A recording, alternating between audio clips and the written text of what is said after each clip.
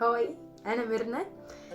الفيديو ده تكملة للفيديو اللي فات اللي هو بتاع الاهداف وازاي ان احنا نحقق اهدافنا. ولو انت ما سمعتش الفيديو اللي فات هسيب لك اللينك في الديسكريبشن بوكس، اسمعه وتعالى كمل ده لانه مهم جدا. فتعالى اقول لك على شوية حاجات وانت بتحط الهدف تسأل نفسك فيهم. اول حاجة هتسأل نفسك انا هبدأ امتى في الهدف ده واخلصه امتى. انا مثلا في السنة دي سنة 2023 انا عايزة اخس 20 كيلو، فانا هبدأ امتى دايت وهنهي امتى. عندك خطة، مش ماشي عشوائي اللي هو اوكي انا الشهر ده اخس 20 كيلو فانا هطلع اجري والعب وانزل الجيم واكل اكل صحي وكل الكلام ده. الحقيقة لو سبت هدفك مفتوح كده مش هينفع، مش هتقدر تحقق اي حاجة ولا هتوصل للهدف ده. فلازم تسأل نفسك هو الهدف ده هبدأه امتى وهنهيه امتى. مش تسيبه طول السنة ومش تسيبه طول الوقت، لا لازم يبقى عندك وقت محدد. تاني حاجة يبقى هدف قابل للقياس، ان انا ينفع اقيسه، مش حاجة من واقع تاني، لا حاجة ينفع اقيسها، حاجة من ارض الواقع مش حاجة من الخيال. تالت حاجة يبقى هدف محدد وواضح، مش غامض مش محدود هتسيبه كده، لا لازم يكون محدد ولازم يكون واضح. كل الحاجات دي هتساعدك انك تحط هدف. لازم قبل ما تحط هدف تسأل نفسك الأسئلة دي، انا هبدأ امتى وهخلص امتى، انا الهدف بتاعي ده قابل للقياس ولا لا، الهدف بتاعي ده محدد ولا لا، الهدف ده بتاعي واضح ولا لا. الاربع او 5 حاجات دول هيساعدوك انك تبني وتأسس هدف صح، ولو عملت كده هتوصل له على فكرة. واهم حاجة ما ننساش اهدافنا تكون قليلة وبسيطة. تاني حاجة وهي الصبر، الصبر ثم الصبر ثم الصبر. انا عارفة ان كتير قوي قوي قوي بنحبط وبنحس نفسنا ان مفيش نتيجة، فبتحس نفسك انك فشلت، فبتحس نفسك ان انت خلاص انا جبت اخري فالهدف ده انا مش عارفة اوصله، مع اني ممكن لو انت صبرت حبة كمان كنت وصلت له.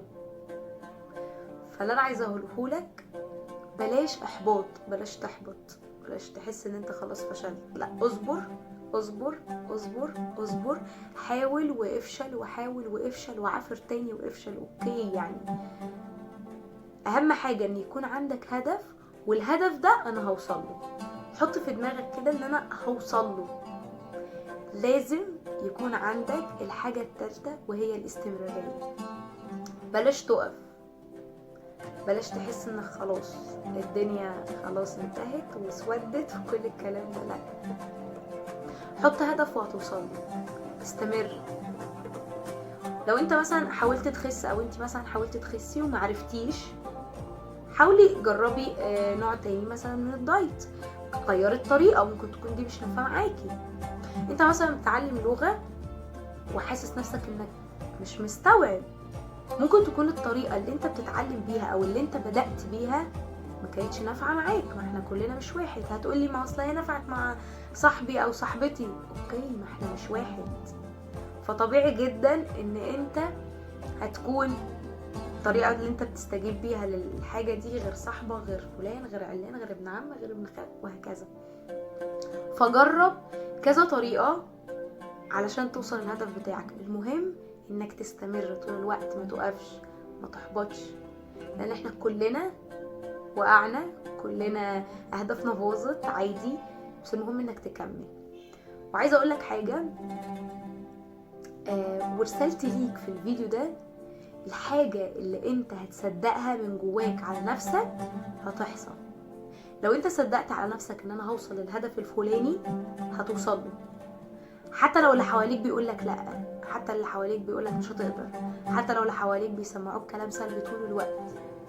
بس انا عايزه اقولك لو انت حطيت في بالك انك هتنجح هتنجح. لو انت حطيت في بالك ان الهدف ده بتاعك وهوصل له هتوصل له.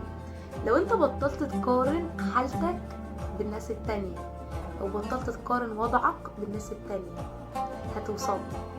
ممكن يكون صاحبك عنده نفس الهدف، او حد مثلا شفته على السوشيال ميديا عنده نفس الهدف، فتشوف ان هو وصل للهدف بتاعه وانت لا، مع انه نفس الهدف. فانا عايزه اقوله لك، انت شفت الحته اللي هو وصل له، لكن ما شفتش المراحل اللي هو عدى بيها واللي هو مشي فيها علشان يوصل للهدف ده.